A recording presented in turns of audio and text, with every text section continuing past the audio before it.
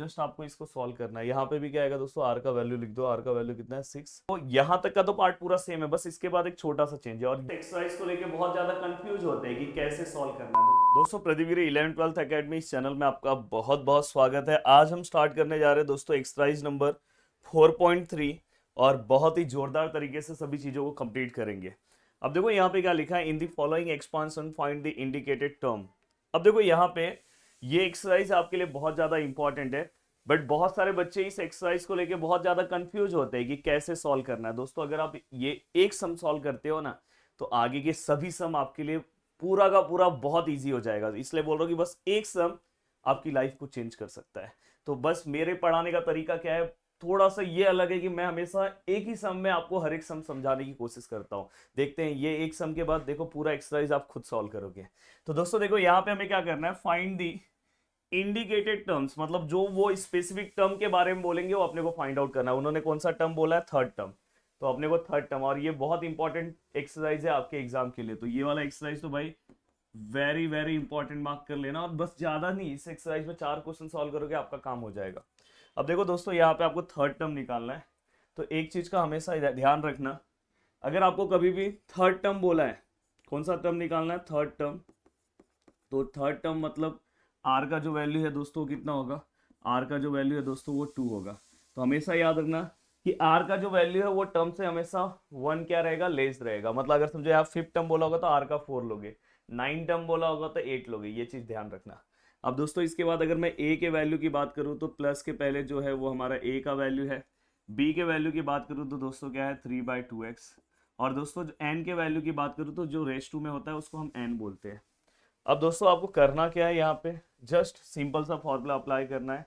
देखो यहाँ पे, हाँ, ये यहाँ पे हमेशा याद रखना कि जब भी आपको कोई भी टर्म निकालना है तो उसका फॉर्मूला है N C R, A raise to N minus R और बी रेस टू आर। ये सेम वही फॉर्मूला है, बट ये स्पेसिफिक टर्म फाइंड आउट करने के लिए यूज होता है। देखो एन सी आर सबको याद है, ए भी सबको याद है, और मैंने बोला कि ए में हम हमेशा इसमें से इसको माइनस करके लिखते हैं और बी में हमेशा ये वाला पार्ट लिखते हैं। तो दोस्तों यहाँ पे टी, आर का वैल्यू कितना है दोस्तों 2 है, 2+1। एन का वैल्यू कितना है दोस्तों 8 है, सी है, आर का वैल्यू कितना है दोस्तों 2 है। दोस्तों ए का वैल्यू कितना है दोस्तों, ए का वैल्यू कितना है दोस्तों 2x का स्क्वायर है, और एन माइनस आर मतलब 8 - 2। और बी का वैल्यू कितना है दोस्तों, बी का वैल्यू है 3/2x, और यहाँ पे आर का वैल्यू कितना है दोस्तों 2। अब अगर मैं फाइनली आगे के पार्ट की ओर जाता हूँ, आगे का पार्ट अगर मैं सॉल्व करने की कोशिश करता हूँ, तो दोस्तों यहाँ पे क्या आएगा, देखो ये 3 हो जाएगा, और यहाँ पे 8c2 का वैल्यू सभी को पता है। कैसे निकालते हैं दोस्तों, 8 × 7 एंड 1 × 2। आपके मन में क्वेश्चन आ रहा होगा सर ये आपने कैसे लिया, तो भाई स्टार्टिंग से सिखाते आया हूँ। 8 है, 2 स्टेप बैक जाना है, 8 1 स्टेप हो गया, उसके बैक दूसरा स्टेप 7 हो गया, और नीचे 1 से। अब दोस्तों यहाँ पे दोस्तों 2 है, यहाँ पे x का स्क्वायर है, और दोस्तों यहाँ पे क्या आएगा 6। देन दोस्तों यहाँ पे 3 है, यहाँ पे 2x है, और दोस्तों यहाँ पे क्या आएगा दोस्तों 2।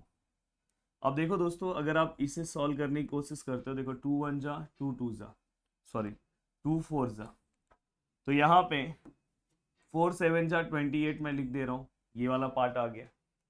एंड दोस्तों इसके बाद अगर आप ध्यान से देखोगे, देखो ये जो है स्क्वायर है, ये जो रेस टू में जो भी पावर दिखाई दे रहा हो दोनों को बांटना है।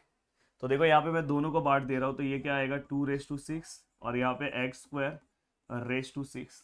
यहाँ पे दोस्तों क्या आएगा, यहाँ पे देखो 3 का स्क्वायर, और यहाँ पे क्या आएगा दोस्तों 2x का स्क्वायर, मतलब ये वाला भी दोनों को बांट दिया। अब दोस्तों next t3 which is equal to, ये देखो ये 28 ऐसे ही रहेगा।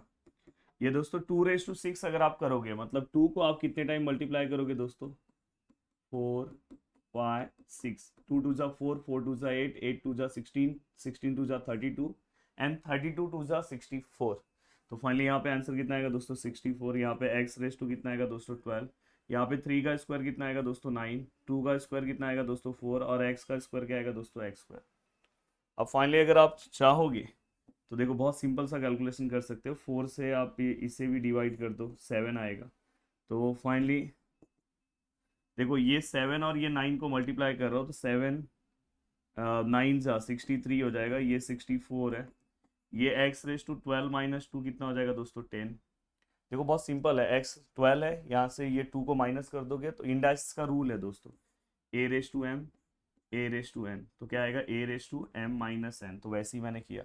अब जस्ट आप ये दोनों नंबर्स को मल्टीप्लाई कर दो, देखो यहाँ पे 63 है और यहाँ पे 64 है, 4 3 जा 12, 1 कैरी, 6 4 जा 24 और 1 25, 0 6 3 जा 18, 1 कैरी, 6 6 जा 36 और 1 37, तो 2 है, यहाँ पे 3 है, 1 कैरी, यहाँ पे दोस्तों 0 है और यहाँ पे 4 है। तो फाइनली दोस्तों यहाँ पे हमारा जो T3 का आंसर आया दोस्तों 4032 एक्स रेस टू 10। तो दोस्तों ये देखो, ये हमारा थर्ड टर्म है। तो देखो कितना सिंपल है, अगर आप बहुत अच्छे तरीके से इस सब चीज़ों को सॉल्व करते हो तो बहुत ही अच्छे तरीके से आप आगे के पार्ट की ओर पहुंच जाते हो। अब दोस्तों देखो नेक्स्ट क्वेश्चन है हमारा, और मैं जानबूझ के ये क्वेश्चन लिया हूँ। यहाँ पे देखो क्या पूछा है, यहाँ पे हमें क्या बोला, फिफ्थ टर्म निकालना है, कुछ नहीं करना है आपको। देखो यहाँ पे आप फिफ्थ टर्म निकालना है। अब फिफ्थ टर्म अगर आपको फाइंड आउट करना है, अगर फिफ्थ टर्म आपको दोस्तों फाइंड आउट करना है तो मतलब आर का वैल्यू क्या होगा बताओ मुझे। आर का जो वैल्यू है दोस्तों 4 होगा। ए का वैल्यू क्या होगा दोस्तों एक्स स्क्वायर। बी का वैल्यू क्या होगा दोस्तों 4/x³ बहुत सारे लोग ये लिखते हैं, बट दोस्तों हमेशा याद रखना जब भी हमारे पास प्लस का फॉर्मूला है तो हमेशा हम बी का वैल्यू माइनस के साथ ही लिखेंगे। हाँ अगर हमारे पास यहाँ पे सेपरेटली माइनस का अलग फॉर्मूला होता तो मैं बी का वैल्यू बस बी लेता। हाँ पर हमारे पास कोई माइनस के लिए सेपरेट फॉर्मूला नहीं है, यहाँ पे हम सिंगल फॉर्मूला यूज कर रहे हैं। जैसे हमने बाइनोमियल जब अप्लाई किया तो वहाँ प्लस का अलग फॉर्मूला होता था, माइनस का अलग होता था, इसलिए हम बी का स्पेसिफिक वैल्यू हम क्या करते थे, बी लेते थे। बट यहाँ पे हमारे पास एक ही फॉर्मूला है इसलिए बी का वैल्यू माइनस में लेना होगा। अब दोस्तों यहाँ पे एन का वैल्यू क्या आएगा दोस्तों 11। अब दोस्तों आपको क्या करना है दोस्तों, T R plus 1 N C R, यहाँ पे A raise to N minus R B raise to R. अब दोस्तों यहाँ पे क्या है, टी आर का वैल्यू कितना है दोस्तों, यस आर का वैल्यू है दोस्तों 4 + 1, एन का वैल्यू कितना है दोस्तों 11, सी आर का वैल्यू कितना है दोस्तों 4, यहाँ पे ए का वैल्यू कितना आएगा दोस्तों x² और यहाँ पे 11 - 4, यस बी का वैल्यू क्या है -4/x³ और यहाँ पे आर का वैल्यू कितना है दोस्तों, आर का वैल्यू है 4। अब दोस्तों ये क्या हो जाएगा, T5 हो जाएगा, ये इसको आपको सॉल्व करने आएगा 11 × 10 × 9 × 8 और 1 2 3 4, ये तो आपको आने लगा है। अब दोस्तों देखो यहाँ पे, देखो ये x का स्क्वायर है, आप 11 - 4 अगर करते हो तो आंसर कितना आएगा दोस्तों 7। और दोस्तों ये देखो ये -4 है, हमेशा याद रखना, हमेशा ये चीज़ दिमाग में बिठा के रखना। अगर यहाँ पे इवन नंबर है, इवन नंबर मतलब क्या होता है 2 4 6 8, इसको हम इवन नंबर बोलते हैं। अगर इवन नंबर है तो हमेशा अगर माइनस अंदर है तो अपने आप प्लस हो जाएगा। तो देखो दोस्तों ये प्लस हो गया तो ये माइनस अपने आप गायब हो जाएगा क्योंकि इवन नंबर। यही अगर ऑड नंबर होता तो माइनस का माइनस ही रहता। तो दोस्तों 4 कितना होगा दोस्तों 64, सॉरी 4 देखो 4 का स्क्वायर 6, यहाँ पे देखो 4 × 4 16 होगा। फिर देखो मैंने फिर से 4 करना है दोस्तों, ये देखो 4 4 जा 16, 16 4 जा अगर आप करोगे तो 64 होगा और 64 को फिर से 4 से मल्टीप्लाई करना है। तो देखो दोस्तों यहाँ पे देखो 64 को फिर से आप 4 से मल्टीप्लाई करोगे तो 16 1 कैरी 4 3 6 4 जा 24 और 125, तो दोस्तों 256 होगा। तो आंसर कितना आ रहा है दोस्तों 256 और यहाँ पे x रेस टू ये दोनों को मल्टीप्लाई कर दोगे तो कितना हो जाएगा दोस्तों 12। तो हमेशा याद रखना ब्रैकेट में हम जस्ट क्या करेंगे दोस्तों मल्टीप्लाई करेंगे। अब यहाँ तक का जो मैंने कैलकुलेशन लाया है, अब देखो मैं इसे आगे सॉल्व करने की कोशिश करूंगा। तो देखो T5 which is equal to, yes कुछ कैंसिल हो रहा है। अगर आप यहाँ पे ध्यान दोगे, आप इसको 4 से अगर डिवाइड करते हो तो यहाँ पे आंसर क्या आएगा 64, आप करके देख लेना 4 से इसको डिवाइड करोगे। अब दोस्तों अगर मैं इसको 2 से डिवाइड करूँ तो इसका हाफ दोस्तों 32 आएगा। और दोस्तों अब फाइनली अब कोई डिवीजन तो हो नहीं रहा है, यस हो रहा है 3 1 जा 3 3 जा। तो फाइनली देखो दोस्तों ये देखो यहाँ पे हमारे पास कौन कौन सा नंबर बचा, एक भी नंबर आपका मिसिंग नहीं होना चाहिए। देखो ये 11 है, फिर दोस्तों 10 है, फिर दोस्तों हमारे पास 3 है, फिर दोस्तों हमारे पास 8 है, फिर दोस्तों हमारे पास यहाँ पे 32 है, और दोस्तों हमारे पास x रेस टू देखो ये कितना हो जाएगा 14 हो जाएगा मल्टीप्लाई होके। और दोस्तों यहाँ पे हमारे पास नीचे 1 अपॉन नीचे क्या है दोस्तों 12 है। देखो मैंने पूरा का पूरा पार्ट लिखा कि नहीं? यस, 11 लिखा, 10 लिखा, 3 लिखा, 8 लिखा, एक्स रेस टू 12 लिखा, 14 लिखा, एक्स रेस टू 12। परफेक्ट है। अब दोस्तों यहाँ पे टी वाई है, करना क्या है आपको यहाँ पे, ये देखो यहाँ पे ये जो पूरा का पूरा पार्ट है ना दोस्तों, ये पूरे के पूरे पार्ट को आपको क्या करना है, जस्ट सॉल्व करने की कोशिश करना है। अब यहाँ पे अगर आप ध्यान से देखोगे तो देखो दोस्तों, ये तो दोनों आप सॉल्व कर लोगे, 110 होगा और 110, देखो 110 होगा, और अगर मैं उसको 3 से मल्टीप्लाई करूँ तो देखो यहाँ पे 330 होगा। तो देखो यहाँ तक तो हमें समझ में आ गया 330 है, और आगे वाला पार्ट भी जो है वो मैं मल्टीप्लाई कर ले रहा हूँ, 32 मल्टीप्लाई बाय 8, 8 2 जा 16, 1 कैरी, 8 3 जा 24 और 1 25, तो कितना है 256। और दोस्तों एक्स रेस टू ये पता है 14 माइनस 12 कितना आएगा दोस्तों, 2। अब आपको ये नंबर्स का मल्टीप्लिकेशन करना है। मुझे ऐसा लगता है कि आपको मल्टीप्लिकेशन आता है अच्छे से, पर फिर भी मैं स्टार्टिंग स्टेज है इसलिए मैं हर एक मल्टीप्लिकेशन आपसे सॉल्व करवा के ही लूंगा। देखो यहाँ पे ये 0, ये भी 0, ये भी 0, नेक्स्ट स्टेप में एक 0 लेते हैं, 3 6 जा 18, 1 कैरी, 3 5 जा 15 और 1 16, 1 कैरी, 3 2 जा 6 और 1 7, एक 2 0, 3 6 जा 18, 1 कैरी, 3 5 जा 15 और 1 16, 1 कैरी, 3 2 जा 6 और 1 7। अब यहाँ पे 0, यहाँ पे 8, यहाँ पे 14 का 4, 1 कैरी और 8 4 1 कैरी। फाइनली हमने यहाँ पे देखो, मैं ना विथ मल्टीप्लीकेशन आपको सिखा रहा हूँ, तो यहाँ पे दोस्तों T5 का जो आंसर है वो 84480 एक्स का स्क्वायर। फाइनली ये हमारा आंसर है। हमेशा ध्यान रखना कि जो भी आप कैलकुलेशन कर रहे हो, एक जो भी आप सम सॉल्व कर रहे हो, एक दो सम स्टार्टिंग में आपको पूरा का पूरा सॉल्व करना है, देन उसके बाद आप सम्स को देख के भी आइडिया लगा सकते हो। देखो ये सम भी आपको पूरा सॉल्व करने की जरूरत है, जैसे मैंने यहाँ पे सॉल्व किया। देन इसके बाद आप एक बेसिक आइडिया लगा सकते हो, यार हाँ ये तो सेम क्वेश्चन है, अब तो कोई दिक्कत नहीं है। अब चलते हैं दोस्तों नेक्स्ट क्वेश्चन की, चलते हैं दोस्तों अब नेक्स्ट क्वेश्चन की ओर। नेक्स्ट क्वेश्चन हमारे सामने दिखाई दे रहा है। अब देखो यहाँ पे लिखा है in the following expansion find the indicated coefficients. हमें क्या करना है दोस्तों, कोएफिशिएंट फाइंड आउट करना है। अब देखो ये पूरा का पूरा सम पीछे वाले सम की तरह सेम है, बस यहाँ पे थोड़ा बहुत चेंजेस होगा। देखो आप जब ये क्वेश्चन है तो यहाँ कोएफिशिएंट फाइंड आउट करना है। कोएफिशिएंट मतलब जैसे ये x है, उसके आगे कुछ नहीं है तो 4 है, तो ये जो 4 है दोस्तों वो उसका क्या है, कोएफिशिएंट है। जैसे यहाँ पे अगर समझो 9x है, तो बताओ इसमें कोएफिशिएंट क्या है दोस्तों, 9 है। तो अब आपको क्या करना है, पूरा का पूरा टर्म नहीं फाइंड आउट करना है, बस आपको क्या करना है, कोएफिशिएंट फाइंड आउट करना है।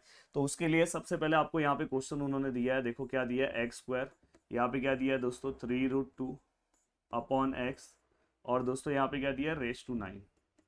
ये उन्होंने क्वेश्चन दिया है। आपको सबसे पहले इसके अंदर उन्होंने एक डेटा नहीं दिया है, आपको पता होना चाहिए। उन्होंने एक डेटा कौन सा नहीं दिया है दोस्तों, इसके अंदर उन्होंने आर नहीं दिया है। जैसे वो स्पेसिफिक बोलते हैं ना, थर्ड टर्म निकालो, फोर्थ टर्म, वैसा नहीं दिया है। यहाँ पे उन्होंने एक्स क्यूब दिया, मतलब इनडायरेक्टली यहाँ पे उन्होंने कहीं पे भी टर्म नहीं मेंशन किया। कोई दिक्कत मतलब जो दिया है वो लिखो ना। यहाँ पे ए का वैल्यू कितना दिया है दोस्तों, एक्स स्क्वायर, बी का वैल्यू कितना दिया है दोस्तों 3√2 बाय एक्स, और एन का वैल्यू कितना दिया है दोस्तों 9। तीन चीजें हमें पता है, same formula TR+1 which is equal to NCR A raise to N minus R B raise to R। अब दोस्तों यहाँ पे देखो T है, R का वैल्यू कितना है दोस्तों, द वैल्यू ऑफ R नहीं पता है सर। देन यहाँ पे N का वैल्यू कितना है दोस्तों, 9 है, C है, R है, A का वैल्यू कितना है दोस्तों एक्स स्क्वायर, यहाँ पे N का वैल्यू कितना है दोस्तों 9 माइनस R। देन दोस्तों B का वैल्यू कितना है 3√2 बाय एक्स, और R का वैल्यू सेम R। अब करना क्या है दोस्तों, सेम जो प्रोसीजर वो था वही सेम, सभी के पावर को सभी को दे दो, और उसके बाद x का वैल्यू सेपरेट रखना। तो देखो यहाँ पे TR+1 9CR, यहाँ पे देखो x है। अब देखो ये जो 2 है ना, इससे मल्टीप्लाई होगा, तो 9 2 जा 18 माइनस 2R। और दोस्तों यहाँ पे देखो ये 3√2 जो है वो किससे मल्टीप्लाई होगा, R से। और दोस्तों यहाँ पे जो नीचे यहाँ पे कौन सा टर्म है दोस्तों, यहाँ पे नीचे x है, x भी के पावर में भी R आएगा, तो ये याद रखना, ये R दोनों को मिलेगा। अब यहाँ तक का पार्ट होने के बाद दोस्तों ये देखो TR+1 है, तो यहाँ पे क्या है 9CR, यहाँ पे x raise to 18 minus 2R। अब यहाँ पे मैं क्या करूंगा पता है, हाँ एक चीज ध्यान रखना, जो x वाला टर्म है उसको लास्ट में लिख दो, और जो कांस्टेंट टर्म है, देखो इसमें कोई x नहीं है, तो ये वाला टर्म यहाँ पे लिख दो 3√2 रेस टू आर, तो यहाँ पे x raise to 18 minus 2r है, और नीचे क्या आएगा दोस्तों x रेस टू r। अब अगर मैं इसे सॉल्व करने की कोशिश कर दो, T R plus 1 which is equal to 9cr, यहाँ पे 3 अंडर रूट ऑफ 2r, और यहाँ पे हम x लिखेंगे, और दोस्तों ये 18 है माइनस 2r है, ये r ऊपर आएगा तो दोस्तों माइनस हो जाएगा। मैंने क्या बोला कि हमेशा हम सिंगल x में कन्वर्ट करते हैं, और यहाँ पे r का जो साइन है उसका जस्ट अपोजिट साइन लेते हैं, यहाँ प्लस है तो ऊपर माइनस हो गया। तो दोस्तों देखो T R plus 1 which is equal to 9cr, 3 under root of 2r, और यहाँ पे x raise to 18 minus 3r। अब दोस्तों आपको यहां तक का तो पार्ट पूरा सेम है, बस इसके बाद एक छोटा सा चेंज है, और ये सेम टू सेम क्वेश्चन इसके बाद वाला भी क्वेश्चन है। अब देखो यहाँ पे to find R, small R अगर कभी मुझे फाइंड आउट करना है, बहुत सिंपल है, जो मुझे दिए रहेंगे एक्स क्यूब उन्होंने हमें दिया है, तो ये एक्स क्यूब मैं इक्वेट किसके साथ करूंगा, यहाँ पे जो मुझे x raise to 18 minus 3r के साथ, एंड बाय इक्वलिटी नीचे का एक्स एक्स सेम है, तो दोस्तों ये जो 3 है वो इक्वल हो जाएगा 18 माइनस 3r को। तो फाइनली अगर आप सॉल्व करने की कोशिश करोगे तो यहाँ पे दोस्तों 3r यहाँ पे आएगा तो क्या हो जाएगा दोस्तों प्लस, और ये 18 है, 3 वहाँ पे जाएगा तो माइनस, तो दोस्तों ये 3r है, ये 15 हो जाएगा, देन r इक्वल टू कितना आएगा दोस्तों 5। r इक्वल टू आपको 5 आंसर मिला, करना कुछ नहीं है, ये जो आपको मेन पार्ट मिला है दोस्तों, यहाँ पे बस उन्होंने आपको कोएफिशिएंट बोला है निकालने के लिए। तो देखो मैं नेक्स्ट पार्ट में सेम पार्ट में कॉपी करके ये वाले पार्ट को सॉल्व करने की कोशिश कर रहा हूँ। इन्होंने हमें क्या बोला है, फाइंड कोएफिशिएंट, तो देखो यहाँ पे उन्होंने जो चीज हमें बोला है, देखो मैं कोएफिशिएंट निकाल रहा हूँ। कोएफिशिएंट निकालते टाइम आपको x वाला टर्म नहीं लेना है, और उसके पहले जो भी टर्म है वो आपको सब ले लेना है। तो देखो 9 है, c है, r है, 3 है, अंडर रूट 2 है, रेस टू r है, तो यहाँ पे 9 है, c है, r का वैल्यू कितना है 5, 3 अंडर रूट ऑफ 2 है, r का वैल्यू कितना है दोस्तों 5। अब देखो यहाँ पे एक लॉजिक हमेशा याद रखना, आप इसको भी सॉल्व कर सकते हो, बट आपको पता है इसको और छोटा कर सकते हो, ये 9 है, 9 माइनस 5 कितना होता है दोस्तों 4। जब माइनस करने पे अगर छोटे नंबर्स मिलते हैं तो आप ये रूल अप्लाई कर लेना, बाइनोमियल में बताया हूँ। और दोस्तों ये देखो 3, यहाँ पे क्या आएगा दोस्तों 3 रेस टू 5, और ये अंडर रूट 2 रेस टू 5। अब मैं अगर आगे इसको सॉल्व करने की कोशिश करूँ तो ये क्या हो जाएगा दोस्तों 9 multiply by 8 multiply by 7 multiply by 6, ये क्या हो जाएगा 1 multiply by 2 multiply by 3 multiply by 4, क्योंकि टोटल 4 टर्म है। अब दोस्तों 3 into 3 into 3 into 3 into 3 5 time लिख दिया, और रूट 2 को भी 5 टाइम लिखना है दोस्तों, under root 2 under root 2 under root 2 under root 2 into under root 2। शायद दिख रहा है कि नहीं दिख रहा है, यस परफेक्ट दिख रहा है। अब दोस्तों यहाँ पे क्या होगा, देखो ये 3 कैंसिल, और देखो ये अंडर रूट 2 मतलब क्या होता है 2 होता है, तो ये देखो ये वाला 2 और ये दोनों रूट 2 क्या हो जाएगा कैंसिल हो जाएगा, इसका मतलब 2 होता है। अब दोस्तों देखो ये अंडर रूट 2 ये अंडर रूट 2 मतलब क्या होता है दोस्तों 2 होता है, तो 2 1 जा 2 2 जा, तो यहाँ पे 2 आ गया। और फाइनली ये देखो ये 2 और इसको अगर मैं करूँगा तो 4 हो जाएगा, तो लगभग देखो 9 4 जा 36 लिख दे रहा हूँ, 7 इंटू 6, और देखो ये नीचे के कितने टर्म्स बचे हैं 3 4 3 बचे हैं, तो 3 3 जा 9 3 3 जा 9, तो अगर 9 9 जा देखो ये 3 3 9 होगा, ये भी 9 होगा, 9 9 जा 81। और दोस्तों इसके बाद यहाँ पे क्या बचा है रूट 2।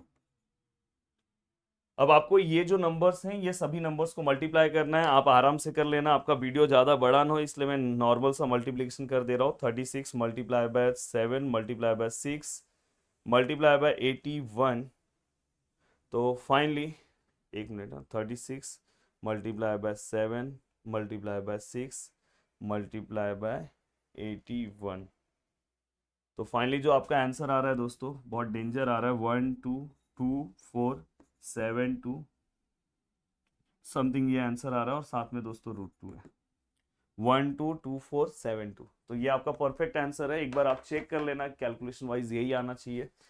और अब चलते हैं दोस्तों नेक्स्ट क्वेश्चन की, और अब आपको आइडिया आ गया कि इस तरह के क्वेश्चंस को कैसे सॉल्व करते हैं। अब चलते हैं नेक्स्ट क्वेश्चन की।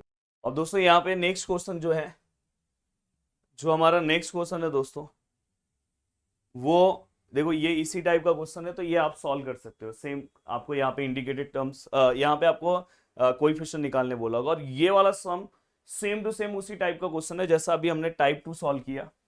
बट यहाँ पे क्या करना है पता है, देखो एग्जाम के टाइम पे ये सम का अगर आप प्रैक्टिस भी नहीं करोगे, बस आप एक बार देख लोगे तो समझ जाओगे। बस यहाँ पे कांस्टेंट टर्म जो है ना, बस उसमें क्या चेंजेस होगा पता है, पूरा का पूरा सेम होगा।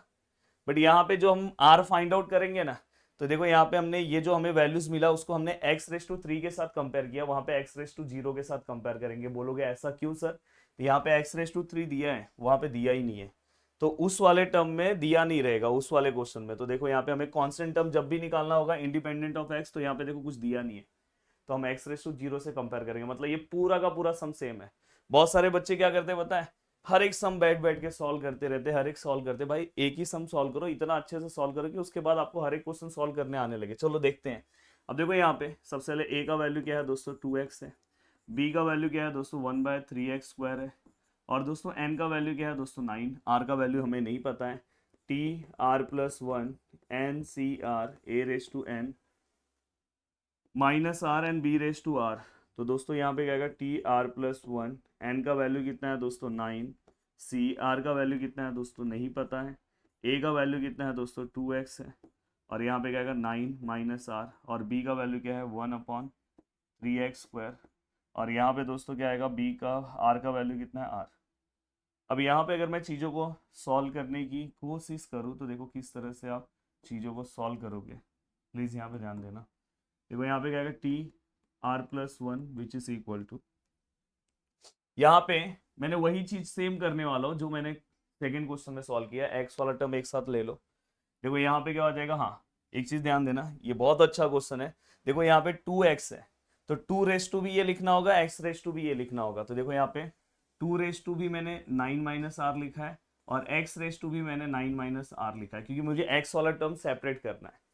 देन दोस्तों इसके बाद यहाँ पे देखो 1 भी r लिखूंगा, 1 r, और दोस्तों यहाँ पे क्या आएगा 3 भी r लिखूंगा, और x² भी r लिखूंगा। तो ये जो नंबर्स है उसको भी अलग से आपको r देना रहेगा।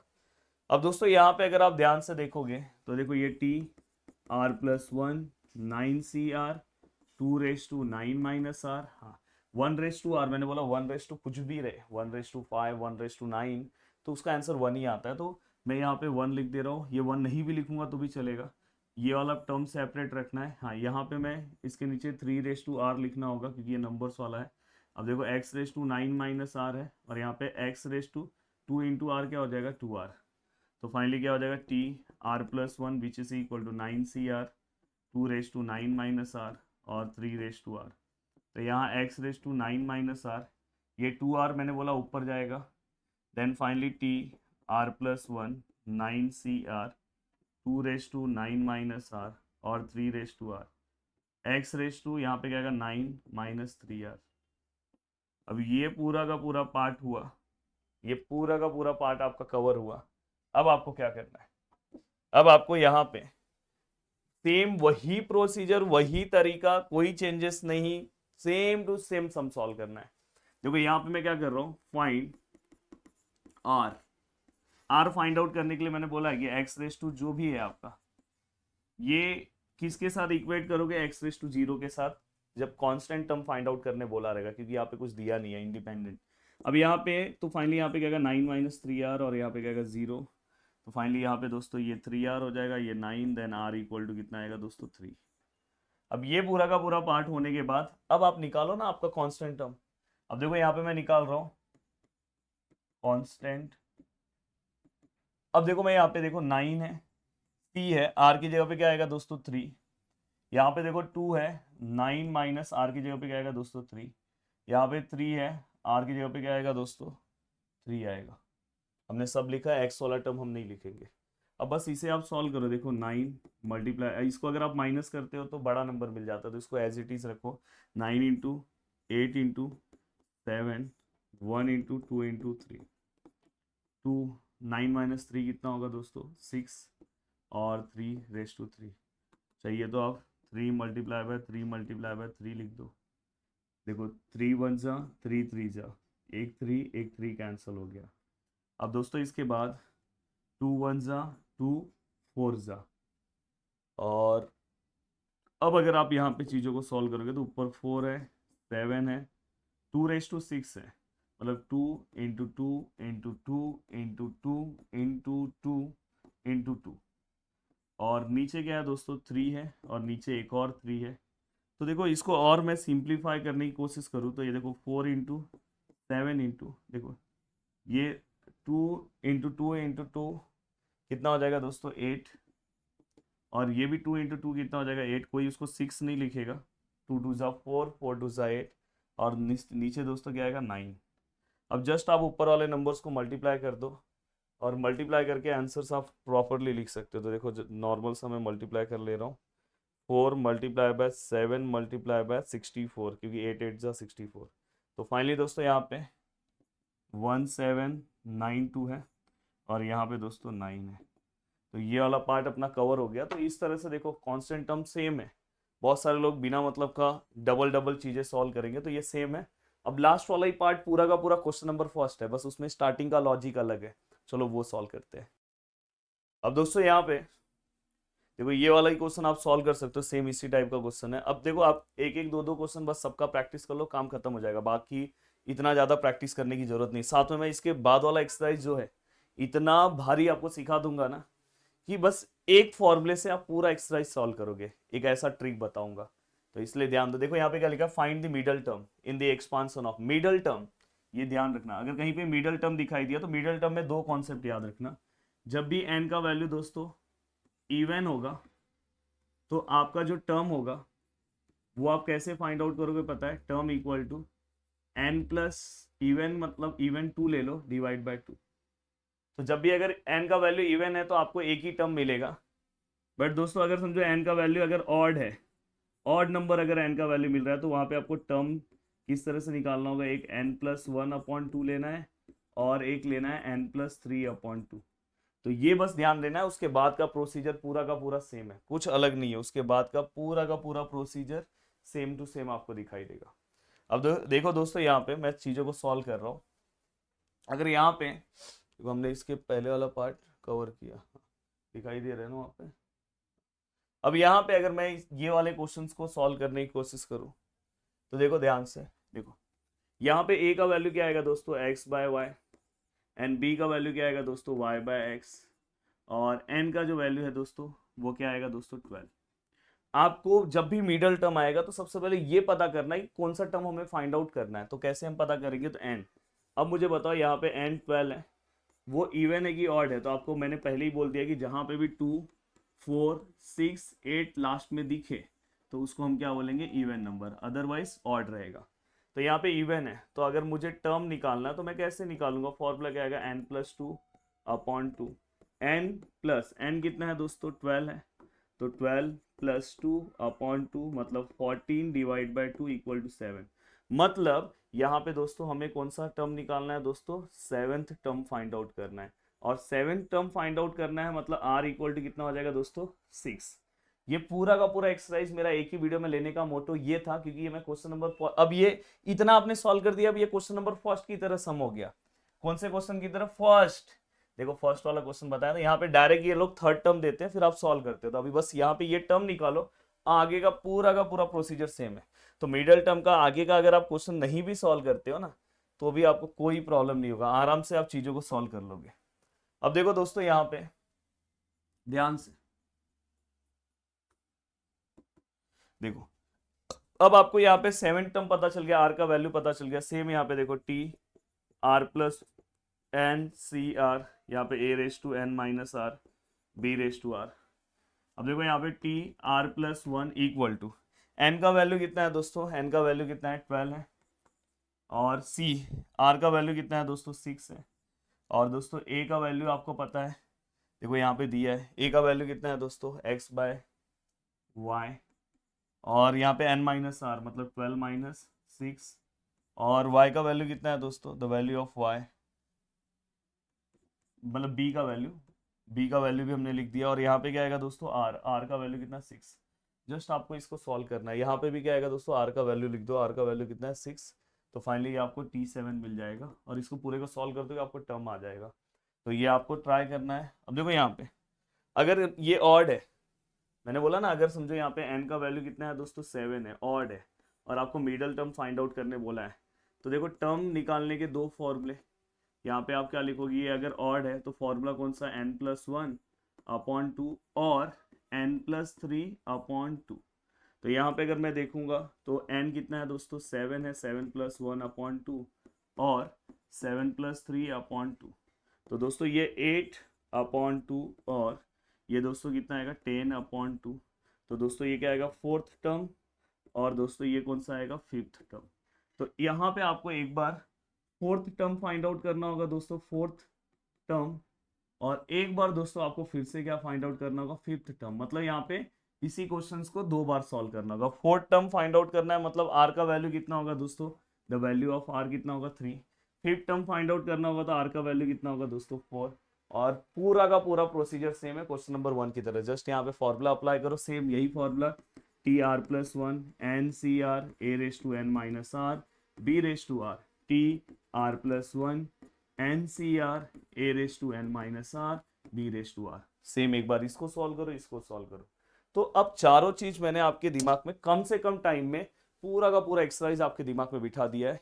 अब दोस्तों उसके बाद एक दो छोटे मोटे क्वेश्चंस हैं, अगर वो आपके टीचर्स ने पढ़ाया होगा तो आप उसको देख सकते हो, अगर पढ़ाया होगा तो मुझे बोल देना, तो वो भी मैं सेपरेटली सॉल्व करा दूंगा। बट क्वेश्चंस आपके एग्जाम में जहां तक मैंने पढ़ा है इसके ऊपर ही पूछा जाता है, तो इसलिए ये वाला पार्ट आपको फटाफट कवर करना है, और मैं जितना जल्दी आपका ये सिलेबस कवर करा दूं तो मुझे अच्छा लगेगा। चलो मिलते हैं नेक्स्ट लेक्चर में, बाय बाय, टेक केयर, जय हिंद दोस्तों, और अच्छे से आपके सभी चीज़ों को कवर करना है। चलो बाय।